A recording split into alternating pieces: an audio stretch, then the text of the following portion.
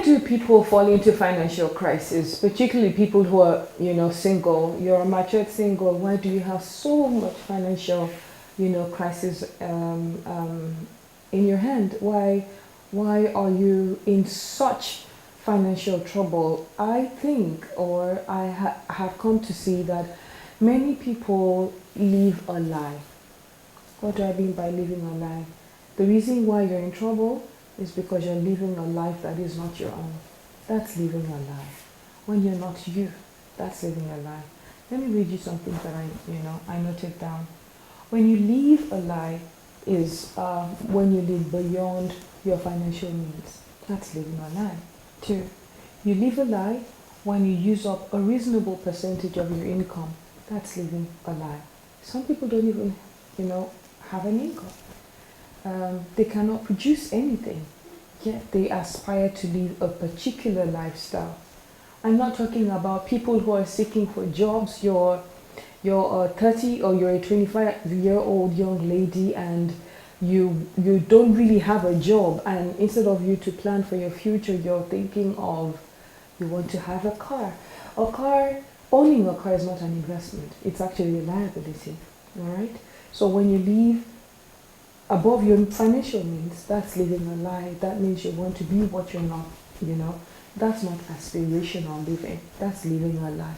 There's a difference between when you understand that this is what you can, afford for now, and you stay within the confines of what your finances can provide, and you aspire by planning for your tomorrow. You aspire to live a better life. You aspire to do better and greater things. You aspire for investment. You aspire for living a heritage for your children's children.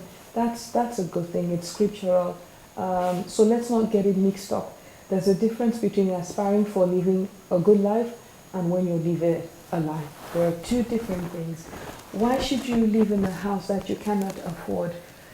Some people would go borrow money to pay rent in an area that they cannot afford. Why would you do that? Why would you wear clothing that you cannot afford? Why? Really, why?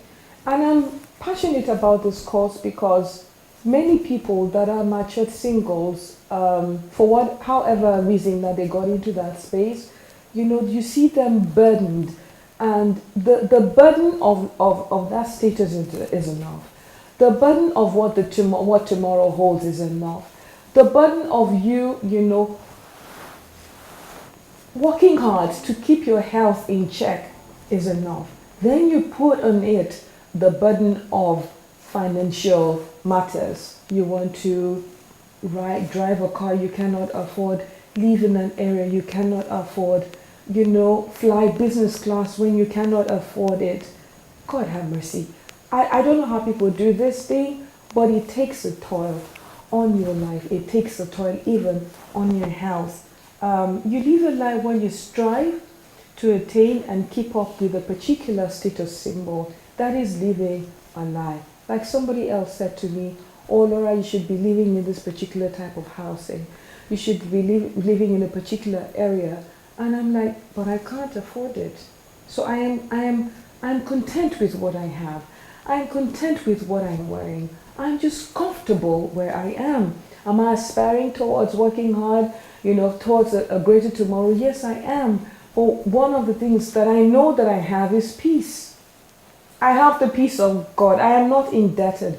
Some people fall into debt, due to the fact that they're setting up a business or they're investing in one thing or in properties. That's not what I'm talking. That's calculated risks. But I'm not talking about, when you fall into debt to keep up with the status. There's a problem. There is a big problem in this. And the root cause of all this lies really is envy. You have a friend. I know you've heard this before, but I'm saying it again. You have a friend. She is X and Y. And you feel that because your friend is like that, you need to be like that. You're a matured single lady. You're 45 years old. And your friend is married. And she's driving a particular car. And she's even told you that her husband bought it for her. And out of envy, you do everything that every kind of ungodly things, just to meet up. even if you don't have a car, even what it's a rundown car. Can you find contentment in that space because it is just temporary?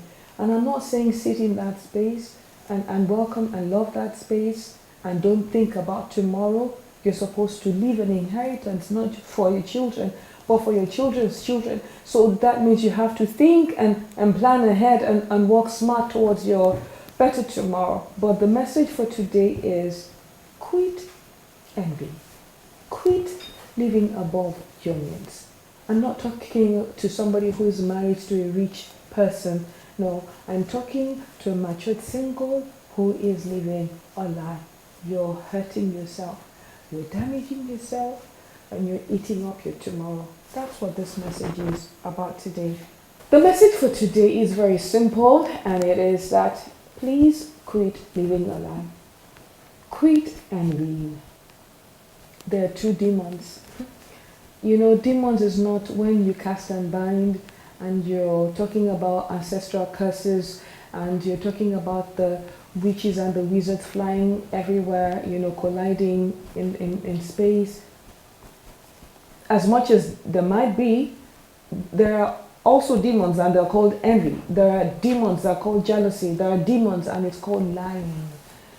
And I ask you, if you want to live healthy, if you want to live long, if you want to have a satisfied life, you need to live within your means, your financial means for today, even if it means dropping a little bit in your financial status. There was a time when there was this crash in the banking sector, and some people who lost their job literally took their lives. Some people who were living in posh areas had difficulties in adjusting to certain other areas, Change is not always beautiful.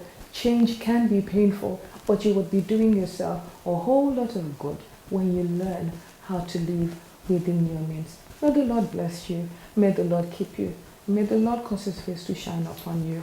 I would not want to round up this episode, without sharing Christ with you. Christ. Why should I share Christ with you? Let me tell you why. The book of Isaiah chapter 26 says, verse 3, it says that this is God saying, I will keep him in perfect peace whose mind is stayed on him. Isn't that such a beautiful verse of scripture to hold on to? And that is the assurance that God has for you. Are you in financial debt? Are you indebted seriously?